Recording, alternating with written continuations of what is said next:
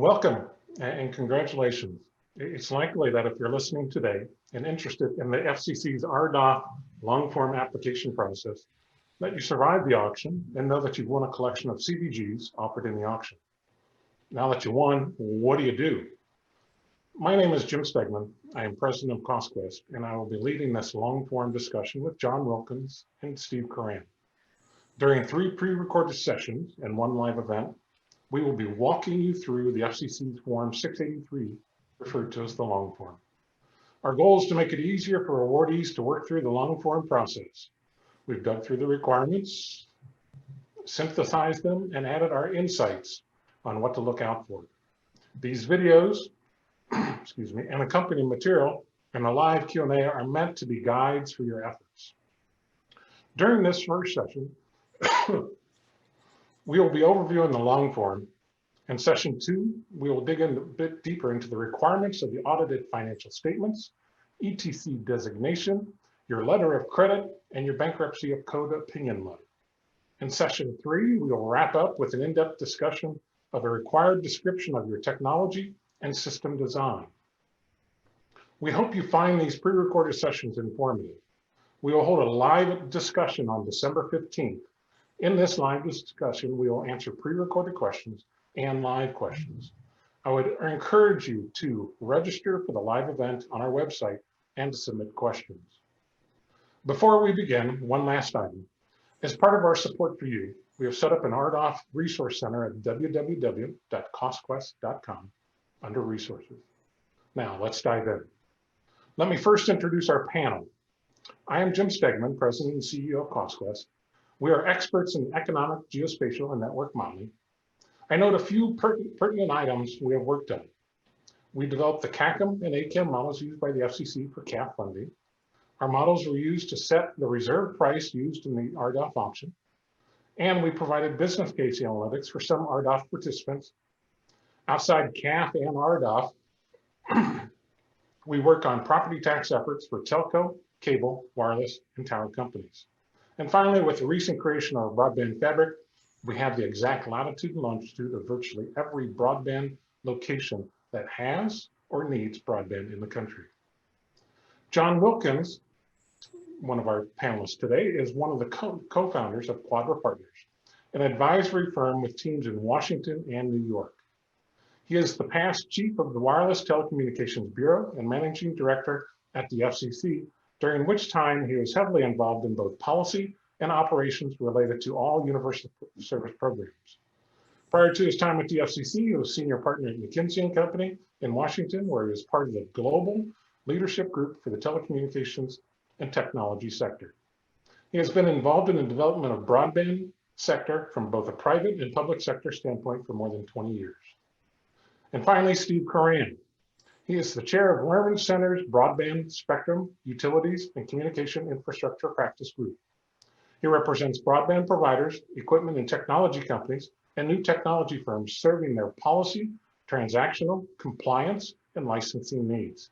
He actively represents a trade association before the FCC, Congress, and other federal agencies, and has participated in proceedings that have established the CAF and RDOF rules. Steve has worked extensively with CAF recipients and RDOF applicants throughout the short form and long form process, and with respect to post-reward reporting and compliance. So let's get down to business and start the conversation with an overview of the long form. Thematically, I'll cover the nature of the long form review. Unlike the short form, which emphasizes inclusion, compliance with little requirements is mostly enough. The long form is the staff's chance to really kick the tires and make sure that they are comfortable with a given applicant before dispersing public funds. So while the long form will be a straightforward enough process for some applicants, the reality is the staff has a lot of discretion, as there is no long form approval as a matter of the rules or a matter of right under the rules. In some areas, the FCC staff may go so far into the weeds that you won't even be able to see them. Therefore, applicants should be prepared to be responsive and iterative with their application in response to staff questions. In short, and in other words, it's just not a matter of filling your application by the deadline. We suspect the FCC will also focus a lot on scale. For example, it's one thing to say that you can deploy fiber, quite another to say you can deploy fiber in 1,000 census blocks over the next 6 years. Let's talk about the deadline. The public notice was just released recently and announced the 4 tranches of deadlines. The first is December 22nd, 2020, in which you have to divide your winning bids, and we'll talk about what that means. On Friday, January 29th in 2021, your applicant information will be due, your ETC status, your need for audited financial statements, the initial project overview, project funding, spectrum access, agreement information, ownership, and certificates. After this date, the prohibited communication rule ends, just as information. On February 15th, 2021, the letter of credit commitment is due, and the detailed technology and system design. On June 7th, 2021, documentation on your ETC status, your ETC certifications letter, and audited financial statements are due. So who needs to file? Well, it's you, the entities that were awarded in the RDOF auction. So let's walk through each of the main topics or requirements in that long form process. We'll hit them in an overview today, and then we're going to come back in detail in sessions 2 and 3 to cover additional in-depth discussions on a number of these topics.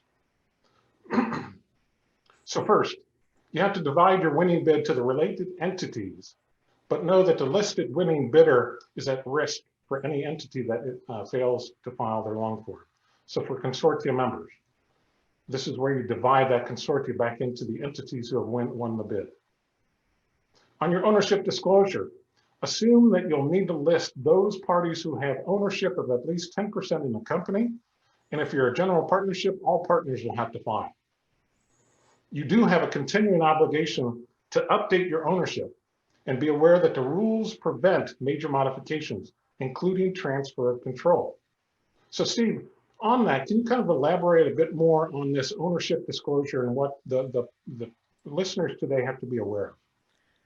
So thanks, Jim.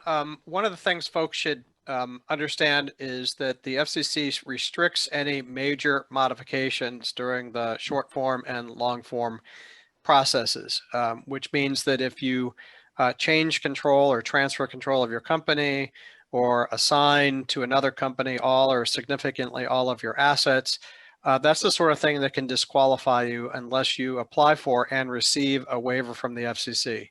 So if you're contemplating bringing any equity capital into your company, for instance, that would dilute some of the existing ownership and bring a new owner in, you really need to study and understand the rules so that you can know whether that's legal or not, and you probably should talk to FCC staff before you submit any documentation that that might be construed in a way that would constitute a change in control and get you in some hot water. The other thing is if you have any amendments to your application, for instance, you've had an owner that's gone from 12% to 15%, or you have a new owner that has increased their ownership, or you've replaced a director, you do have an obligation to amend your application and update the FCC with the current information. Thanks, Steve. Going on to the next part of the process is you have to provide certifications, and there's 4 overall certifications that you do have to provide. One is your general universal service. Second is your financial and technical capability. Third is your public interest obligations. And then fourth is your eligible telecommunication carrier, or what we call ETC certification. So John and Steve, I know we'll discuss ETC certification in session 2, but is there anything that jumps out at you that the listener should be aware of as far as these certifications that they have to file? So I'll go. On the front end, the answer is most winners are not going to be ETCs for the census blocks that they have won, and will need to go through a process either with the state, or where a state has declined jurisdiction, they'll need to file that ETC application with the FCC. And the FCC says that if you start that process within 30 days of today, which is the day we're recording it, which is Monday, December 7th, and the state or FCC does not approve it by the June 7 deadline, that you talked about before, Jim, you have a good faith reason for the FCC to grant you a waiver of that deadline to submit your final ETC certification. So good idea for folks to focus on this and get the process going early.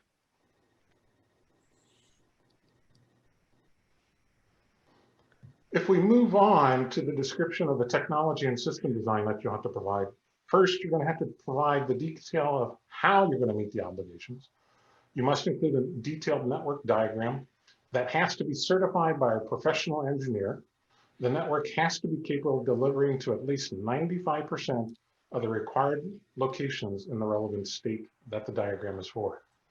There's 2 stages to this. There's the initial overview, and then the detailed description that is provided later on. And we'll walk through that detailed description in session 2 of this discussion. Once you have that description, you have to provide how you're going to provide the funds, actually certification and a description. So you have to have the dollars for the project cost that are in excess of the support that you're going to receive for the first 2 years.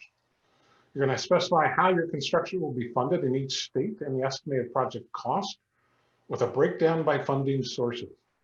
And then finally, you have to include financial projections demonstrating the ability to cover the debt service payments. Now, Steve, I think you're probably best handled to talk about the next section, which is for fixed wireless areas. Can you overview the spectrum access requirements?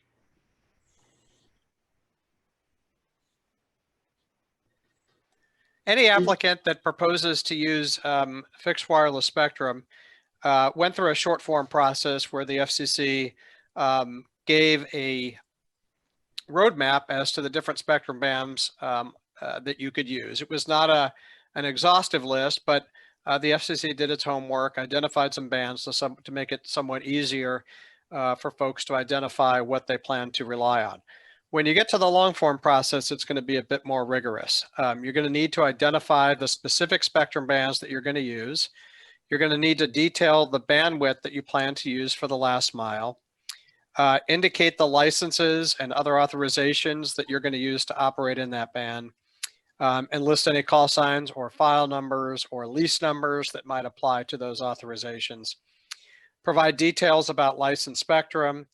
And you're also going to need to certify that you have access to that spectrum throughout the 10-year support term. Now, that can include any renewals of licenses or leases. The FCC has said it will assume that you will be able to extend those if they happen to expire within that initial 10-year period.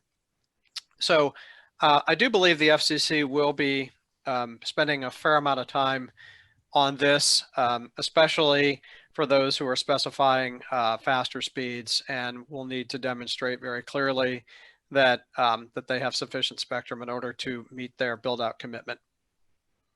Thanks, Steve. And I know the FCC is interested in how the winners are going to finance their projects. Can you explain that first financial requirement that the listeners have to adhere to? Sure. So the first financial requirement is the requirement to submit a letter of credit commitment letter. And as you said, that's due by February 15th of 2021. And that is a commitment letter from an eligible bank that provides a little bit of information. And it provides one, that it is a commitment to provide a letter of credit if you're successful through the long form process. 2, it must indicate the amount, which can be no less than the first year of support. 3, you're going to need to get one for every state, or perhaps the FCC will let you apply one for every state holistically. And I think we're going to talk about eligibility requirements when we get to the next module. So, but that's a quick overview of what the letter of credit commitment letter is. Thanks, Steve, for that. That's interesting. Let's move to the next key item that the participants will have to work on. And I hope all awardees are aware that they need to be an eligible telecommunications provider, or what we call an ETC. John, I know we'll dig deeper into this in session 2, but can you walk us through just a brief description of the process and requirements? Sure, Jim. Well, under federal law, the FCC can only provide these funds to eligible telecommunication carriers, ETCs. But the design was, rather than create that as a big upfront requirement, you do not have to be an ETC to enter the auction. And as Steve said, many winners probably are not ETCs. But at the short form, you did certify that you would become an ETC if you awarded funds. And so here you are. The most important thing is that by the end of the long form process, so 180 days from December 7th, you have to have completed that process, provide documentation from the state if applicable, or if not applicable, from the FCC, showing that you've received that designation. As Steve said, if you start in a timely fashion now, if there is a delay in that process, you can ask for a waiver, but the expectation is that that ETC will be granted by the end of the long form process. And just a few small things to keep in mind. Your ETC designation has to be specific to the high cost fund. It has to be specific to the areas that you've won in this auction. So for example, having a lifeline only ETC obligation will not be enough. If you participated in CAF2, you may have ETC designations for CAF2 areas. You'll need to update that for RDOF areas. So the most important thing is look now at your ETC status. If you do not have it, start that process with your state. If you do have it, make sure it is exactly what you need for RDOF, and then just be prepared to, by the end of the long form process in June, to provide that documentation that you've completed it. John, can you also walk through the needs for the audited financial statements? I know we'll cover it more in detail in session 2, but can you just give a quick overview? Sure. Well, I mean, they are what they sound like. Audited financial statements from a licensed CPA, just like you would do for plenty of other corporate purposes. I think the important thing to remember is that quite a few RDOF winners may have already done this at the short form process, but for certain kinds of short form applications, such as those in consortia, not every member of a consortia, for example, was required to provide these audited financial statements.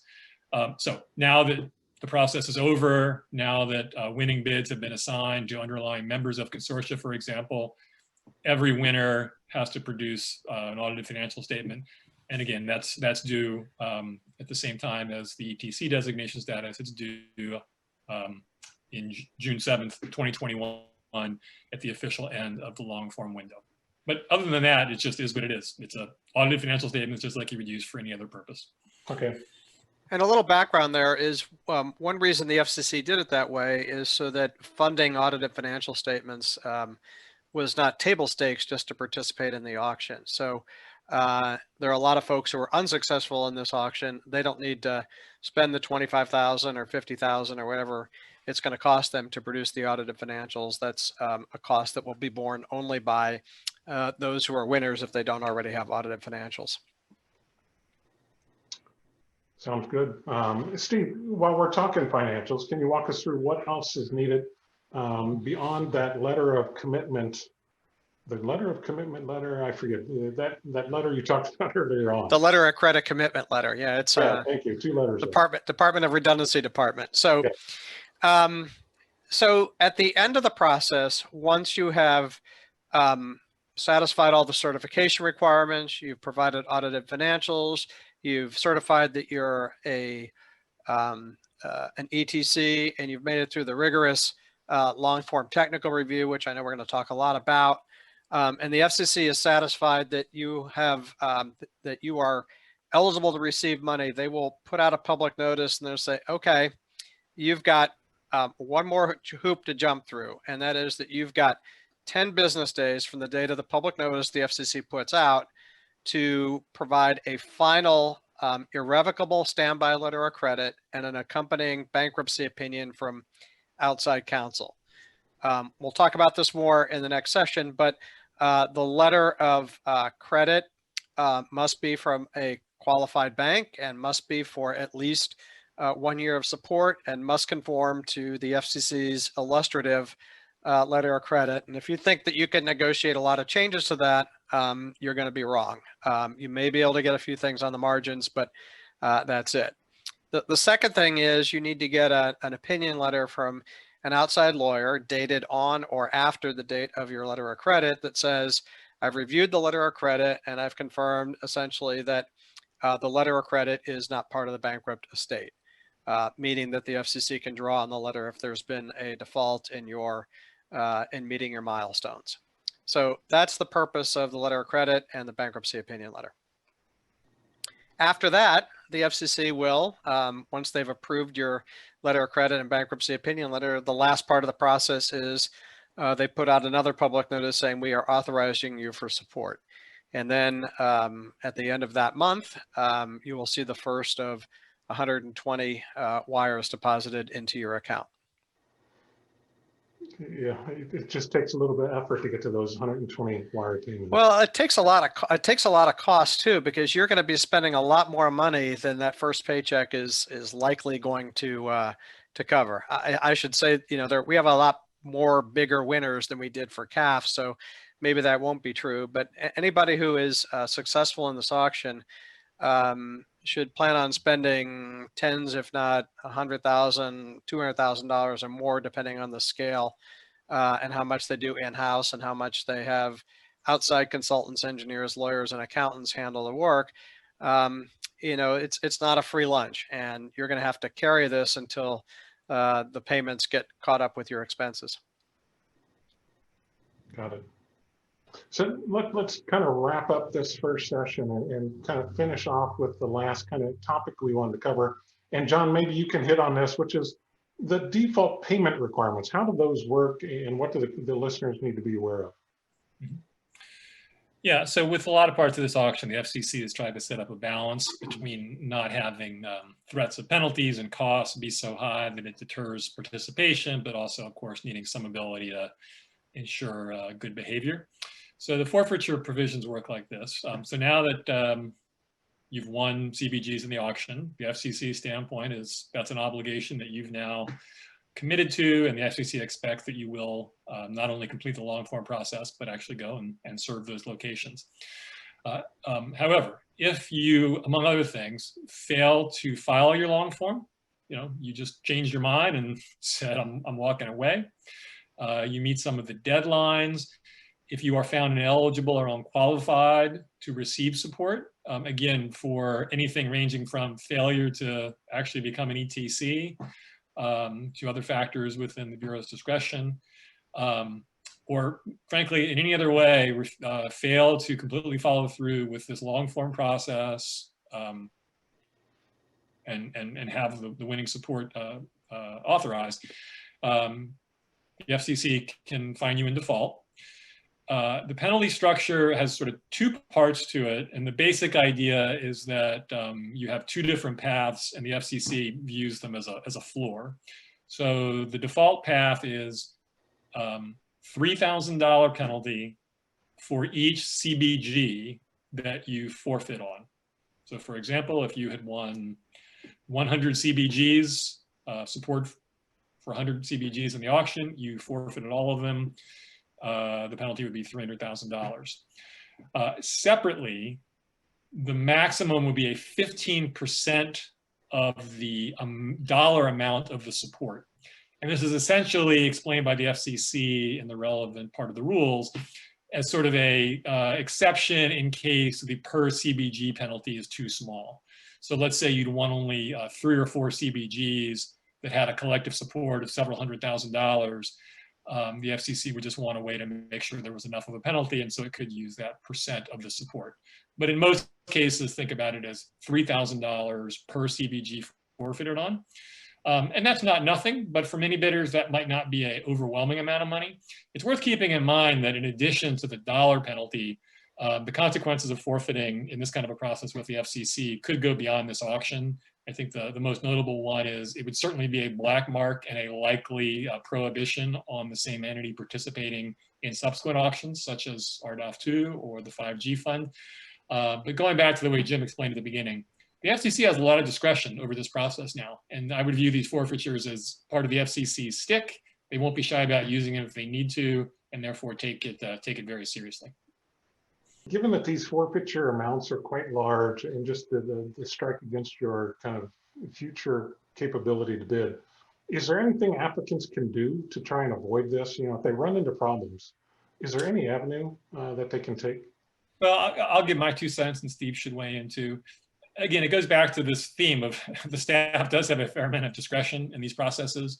There is not any kind of approval as a matter of right. And, in general, the FCC certainly views waivers and exceptions as part of what it will consider.